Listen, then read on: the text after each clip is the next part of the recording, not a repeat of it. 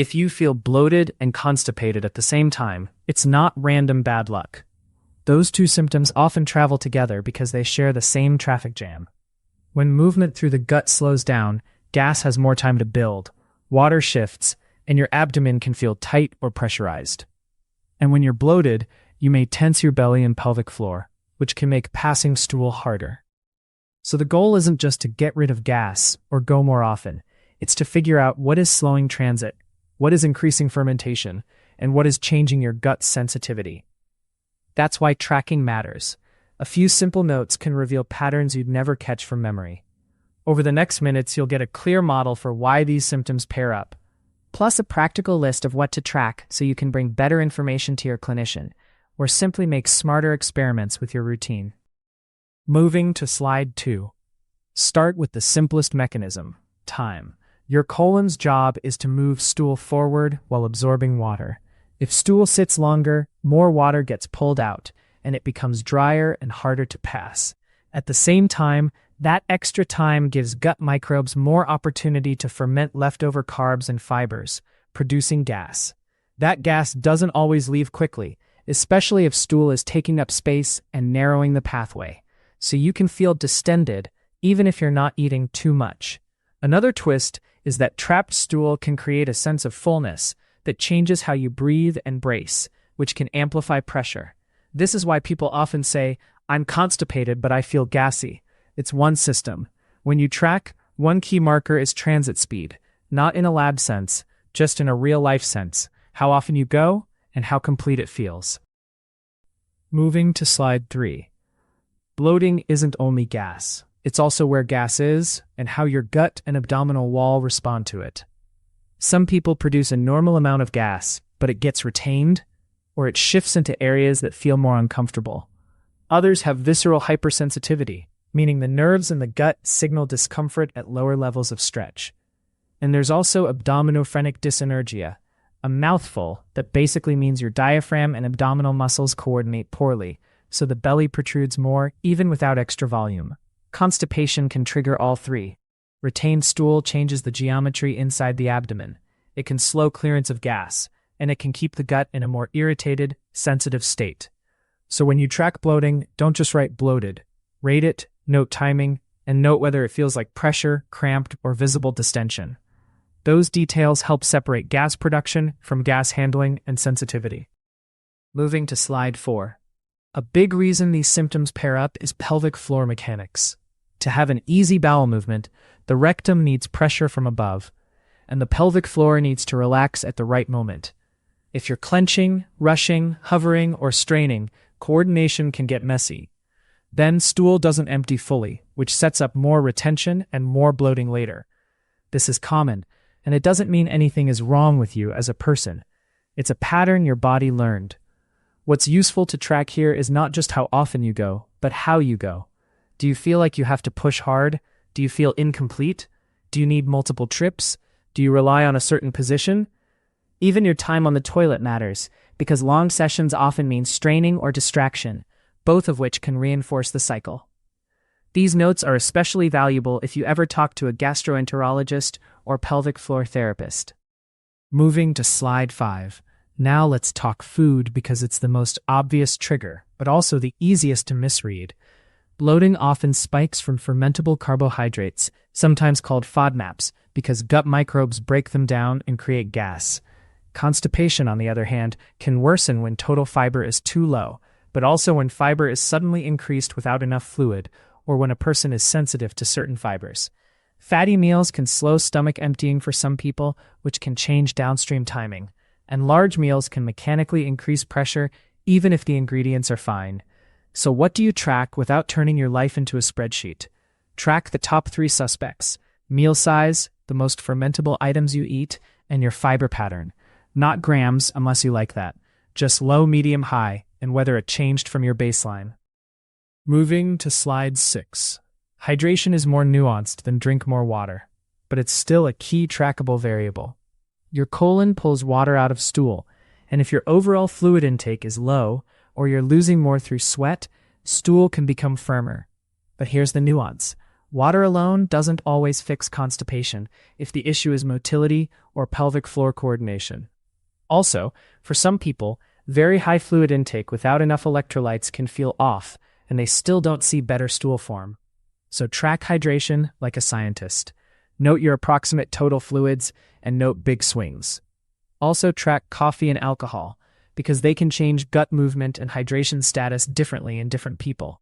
And track saltier days, travel days, and hot weather days, because those are when your baseline shifts. The goal is not perfection, it's context, so you can interpret what your gut is doing with better accuracy. Moving to slide 7. Gut motility is strongly influenced by your nervous system. Stress doesn't just live in your mind. It changes muscle tone, breathing patterns, and the signals that coordinate digestion. For some people, stress speeds things up. For many with constipation, it does the opposite. It can increase pelvic floor clenching, reduce the natural urge signal, and make you postpone bathroom trips. Then bloating builds because gas clearance and stool movement slow. Sleep is the other big lever. Poor sleep can change pain sensitivity, appetite signals, and even how reactive your gut feels after normal meals. So track 2 simple things: your stress load and your sleep quality. Not with a wearable unless you want to, just a 1 to 5 rating, plus notes like deadline, argument, or travel. When you see symptoms rise after certain patterns, it becomes easier to choose the right intervention, whether that's routine, relaxation, or timing meals differently. Moving to slide 8. Movement is another underappreciated piece. Your intestines respond to physical activity, especially regular walking and changes in posture. If you sit for long stretches, gut motility can slow, and gas can feel more stuck. On the flip side, very intense training can temporarily change blood flow and stress hormones, which for some people affects digestion. The point isn't that you need a perfect workout plan. It's that your gut likes rhythm. Track your step count roughly, or just note mostly seated, normal day, or lots of walking. Also track when symptoms show up relative to movement.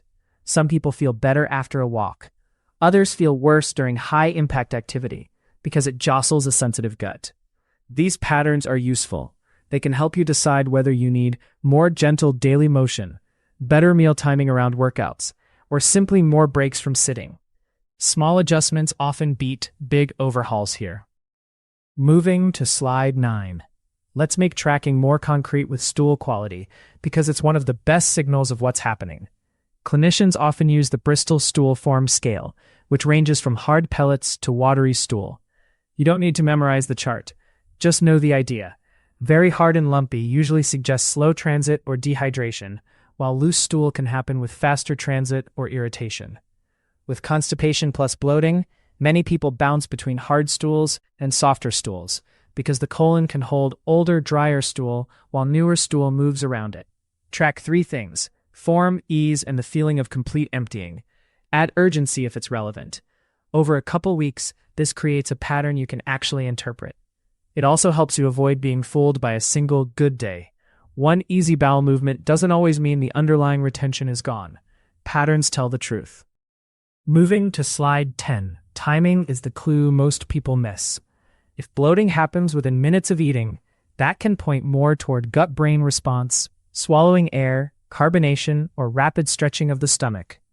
If it peaks 3 to 6 hours later, that timing can fit small intestine processing and fermentation further downstream.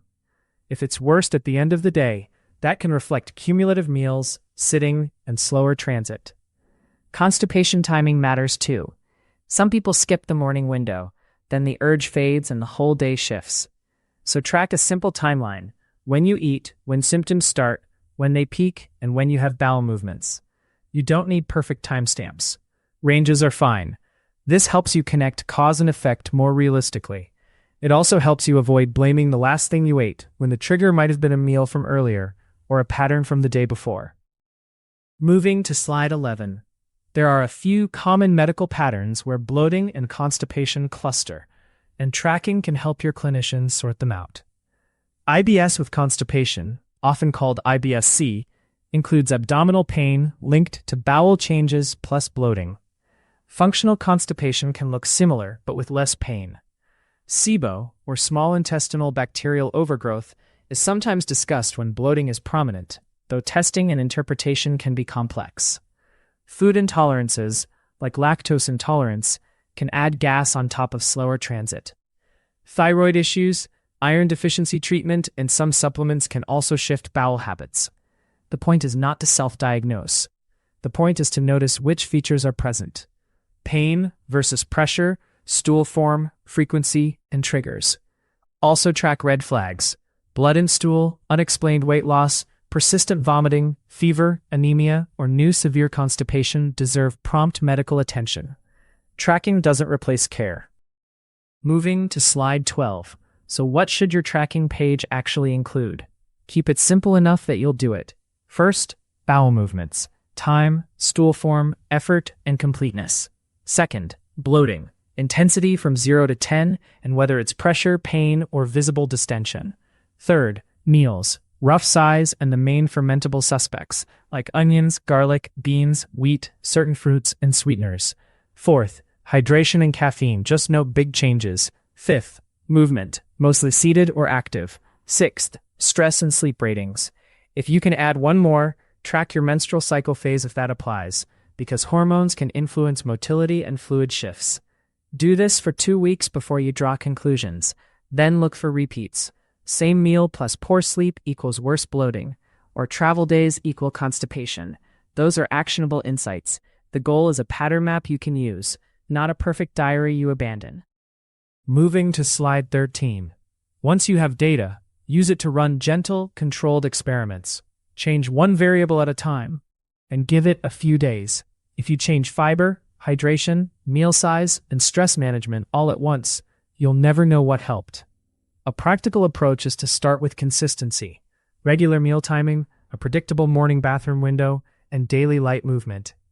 Then adjust one food category, like reducing a high fermentable ingredient you eat often, and see what happens to bloating intensity and stool form.